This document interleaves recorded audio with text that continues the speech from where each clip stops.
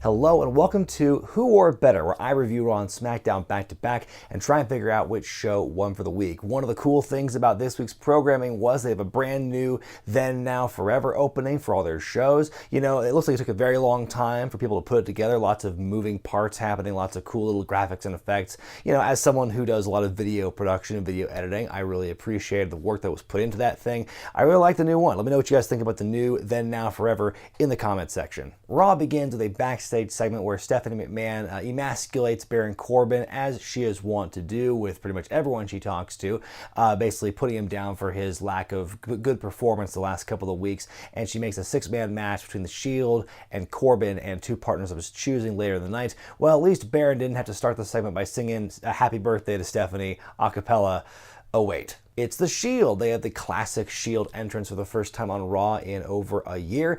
Dean Ambrose starts the promo off. He gets an awesome reaction from the fans without even talking into the microphone. And then he opens up by saying, "We are the workhorses of this company." Like, I don't give a shit about, you know, who's a workhorse in that sense of the storyline thing. You know, it seems a little too insider to say, "Oh, we're great workhorses." Why don't you say, you know, something to the effect of, "We're the baddest motherfuckers on this roster." Obviously PG, of course, but that's the kind of thing I want them to convey, just how big of badasses they are, not, "Oh, we're such good workers." When Reigns puts the microphone to his mouth, the fans start booing, so the reaction immediately shifts over between when Dean talks, when Roman talks, and when Seth talks. But before Seth talks, Roman and Seth hold up each of their belts, and Dean just kind of shuffles around a bit, looking a bit awkward. And then out comes Baron Corbin. He stumbles through his words a bit before he introduces Braun and friends, and then from there, those guys try to convince Drew to join the dark side. It's like, these guys have done nothing for you. You don't have any gold. You did everything, you know, on your own. You won the championship by yourself, this and that. You should join us, you know, and leave these fools behind in Australia. And so Roman and Seth are both talking for Dean, which is like super like on the nose, super obvious in this segment. Like, "That's ridiculous. You guys are lying. You don't know what you're talking about." And I was waiting for Dean to do something then, but they held off on that, which I think is good. But like the whole idea of Roman and Seth kind of talking for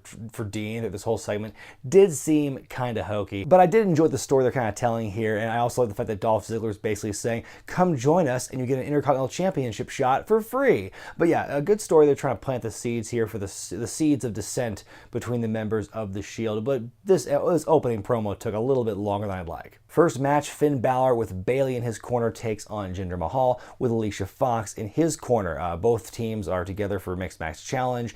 Finn and Bayley together as a team I think makes a lot of sense. If they can have a chance to pull off the entrance gear swap like they did a couple of years ago at those NXT house shows, that would be amazing. The match ends when Sunil trips Finn and then Bayley trips Jinder. Bayley takes out Alicia, hits a belly to belly on the outside to Sunil. The bump he takes on the up and down was kind of weird, kind of a weird looking bump for that suplex. Finn rolls up Jinder from behind to win the match. A genuinely entertaining finish. I really enjoyed that. But then after the match, Jinder is beating down Sunil for his failures. He stomps on him, and Alicia just yells, "Yeah!" He stomps, which is great. And then, you know, she sits down next to him and copies his chanting in the ring. I love this. I love the interactions between Jinder and Alicia. And really, when Alicia gets to shine and do this kind of crazy catty character she does, I think she does that better than anyone else on the roster, bar none. Six-woman tag team match as Natalya and the Bella Twins take on the Riot Squad. Before the match, they show a little mini package hyping up the Riot Squad. "We're the Riot Squad. We're about that pack mentality. We engage in minor vandalism and are like Dickensian street urchins." Of course, the big story here with this match is this one moment which Brie Bella does the yes kicks on Liv Morgan. She kicks her in the chest 5 times and really hard in the face twice, and Liv is knocked the F out. She does suffer a concussion as a result of what happens here. I really hope she gets well soon, and it's good to know that everyone else in the wrestling community online has banded together, rallying behind Liv, and concerned about her health and well-being. Of course, that's a bald-faced lie. This is a chance for everyone to take shots at Brie Bella. In the last 24 hours since what happened on Monday, everyone's become a medical expert, everyone's become a wrestling expert, everyone wants to play armchair booker and say what everyone should have done in the matchup. You know, well, Brie should have stopped the kicking. After the first kick to the face, she should have stopped dead in her tracks. You know, what's that Newton's law about objects in motion wanting to stay in motion? You know, I'm no athlete of the day, but even if I were, unless I were Spider-Man, I would have a hard time doing those kicks in succession in full momentum. And like, even if one connected hit in the face, it'd be really hard for, I think, anyone to stop cold what they're doing and address the situation there, because it's super quick. It happens in the blink of an eye. It's one of those heat of the moment things that I think are really hard to avoid. Now, I am not going to defend Brie Bella here. I'm not going to say she did nothing wrong, because she did. But there was a lot of things in this whole segment where people get some blame, like Brie Bella, kicking, not watching where she was going, I think, is one problem with the kicks. That's why that first one hit in the face. And she also changed the cadence and the timing of those kicks. I don't think Liv was ready for that, and that's what caught her. But then, of course, I think the real sin, even greater than Brie giving a concussion to Liv, is the referee not only not calling the match, not throwing it out, but also allowing Liv to get back in the ring so they can do that, 5-woman suplex spot. How completely unnecessary and dangerous is that? And yes, Brie did pick up, Liv by the head and neck area as well, and there was this kind of awkward dragging thing going. Fault to Brie for that as well. And it really sucks what happened in the ring on Monday night, but I think the big thing that people seem to forget in all this angry vitriol they're spewing about Brie Bella and whatever's going on is that injuries happen in wrestling. Accidents happen in wrestling. Wrestling is inherently unsafe, and the goal is to make it as not unsafe as humanly possible. And sometimes there are things you can avoid, and some things you just can't. It is a fair assessment to say that Brie Bella has had a very bad a run of bad luck in the last month or so. She's botched things, on herself, onto others in the case of Liv Morgan, and a little bit, there's also a forearm she gave to Ruby Riott that looked a little stiff too after that incident happened. So yeah, kind of a run of bad luck with Brie Bella, but everyone says, well, she needs to go back and train more. She's just too much of a liability. I don't think, I think even the greatest wrestlers can have a run of bad luck, and I think it can happen any time. It just that's the nature of the business. Like I said, people can have off nights, and I think that the fact that she's had all these botches in one short time period, I don't think that is definitively linked to a lack of experience or training per se. I think that's correlation, not causation. I do think that she needs to slow her roll and maybe not do some of the Daniel Bryan-esque stuff in the ring just because her husband does that stuff. I think she needs to slow down and do what's comfortable for her. Clearly she is rushing in what happens there in the ring, and that is on her. But I don't want, it's like, I keep saying mistakes happen, accidents happen, people watch all the time. Yes, even some of your favorite wrestlers, the ones that you don't bitch about on Twitter every week, botch things every now and again, and it happens. That's just wrestling. Wrestling is human error in trying to control the chaos and the entropy of the human body. So I'm not gonna slag on Brie for this, and I'm not gonna use all this other stuff against her in that. I just think she needs to slow her roll. I think she should be given some slack. Not saying she's fantastic in the ring, but she should be given slack because of the inherent nature of the business. Fans are holding this grudge against Brie Bella, but if you ask most wrestlers, if you hear interviews from wrestlers who've been injured in the past, oh, so and so hurt me and did this thing, but except for some very rare special cases, most of these wrestlers will say, I don't hold a grudge against this person because that's the nature of the business. Even Draws has forgiven D'Lo Brown for what happened all those years ago. So if Draws can forgive, doesn't hold a grudge against D'Lo Brown, what makes people think that Liv Morgan's going to have a grudge against Brie Bella for what happened? So yeah, all told, people make mistakes in wrestling. It happens. Brie fucked up, but the referee super fucked up by keeping Liv in the match and not throwing the match out and letting her take that suplex bump.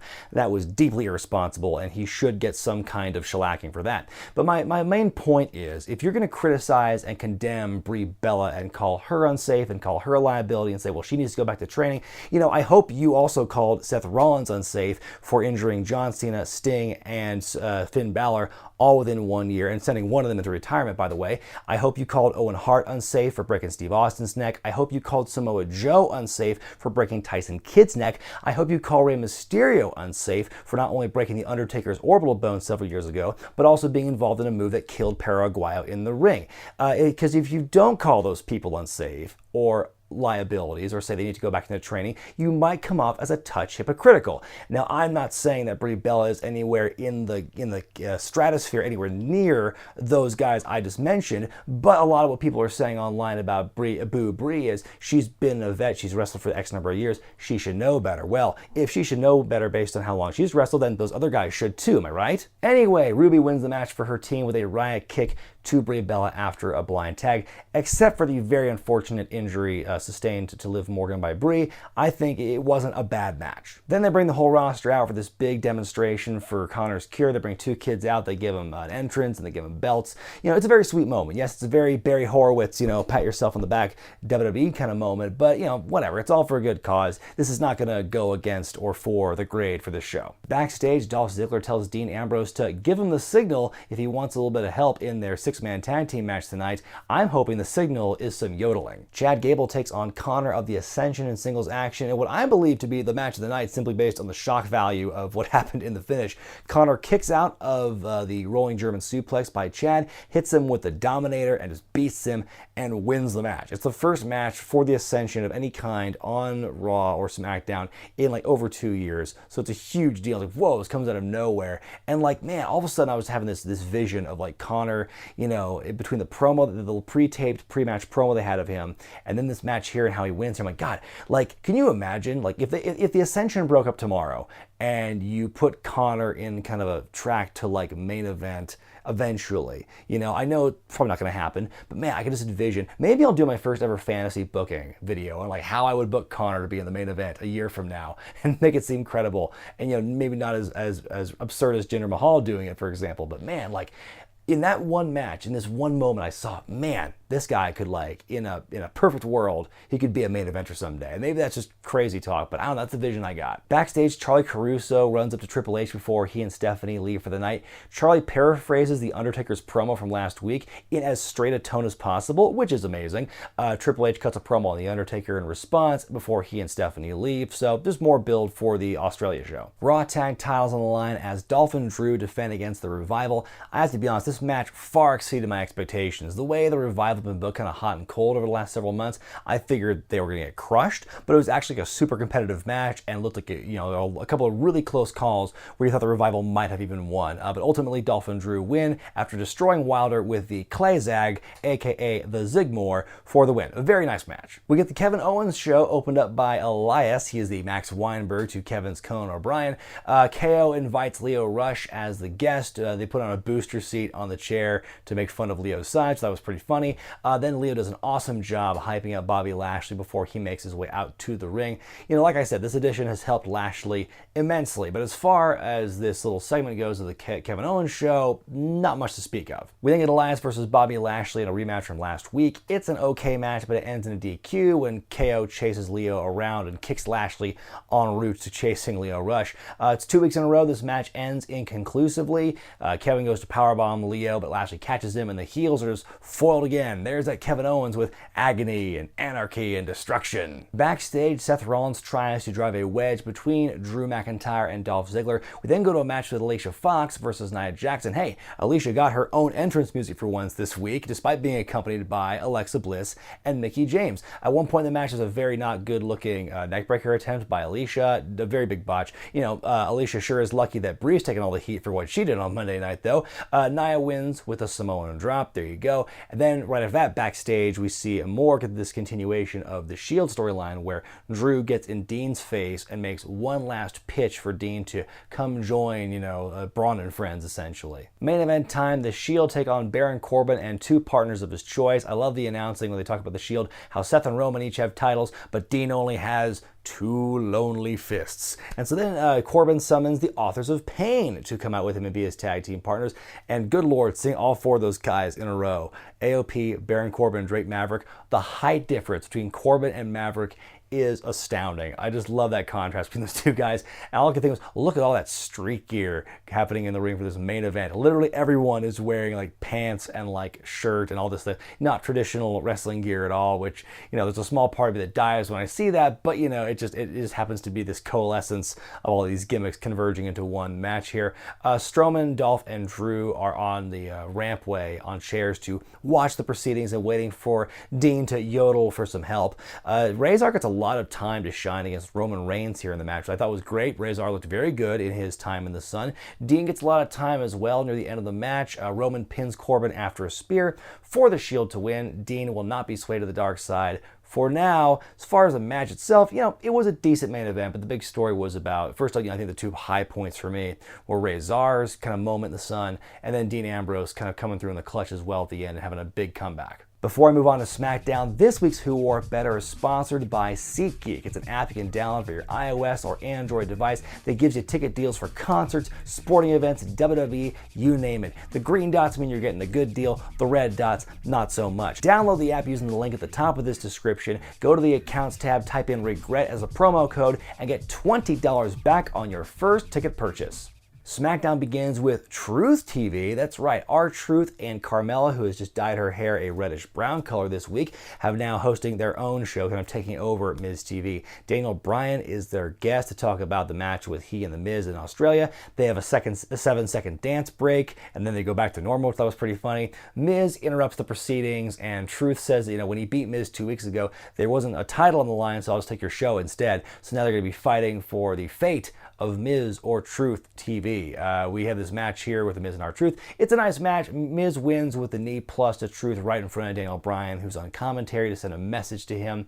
I guess Truth TV is done for, sadly. Now the story they're trying to promote here with Daniel Bryan is, can he stay true to himself? Will he cheat to win? Which, I don't know, it reminds me so much of like Cena and Bray Wyatt for WrestleMania 30, where it's like the referee's telling John, don't hit him with the chair, John. That's not your way. Like, why the fuck does the referee care? But that's what I feel is going to happen in this match here in Australia. But let me reiterate that opening bit with Truth and Carmella, this unlikely pair, which now I think is like super entertaining, just in the small sample size here, doing their stuff with Truth TV. I thought that was very refreshing, very entertaining, and just so kind of like some of the non sequitur stuff they were doing, and Truth with the reading glasses.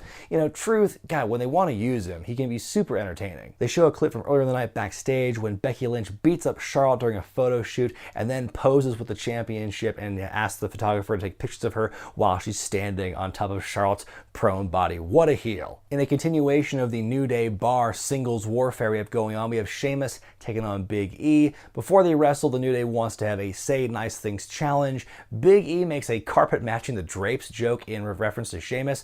The New Day, especially Big E, have been able to get away with saying a lot of stuff, a lot of just weird off-the-wall stuff over the years. I applaud them for their gusto there. It's a solid match. Sheamus wins with the brogue kick. The bar is now 2-0 against the New Day in singles action last couple of weeks. Good momentum for these guys going into the Australia show. I'm curious what they'll do in the go-home week to try and see if the New Day can get some momentum back.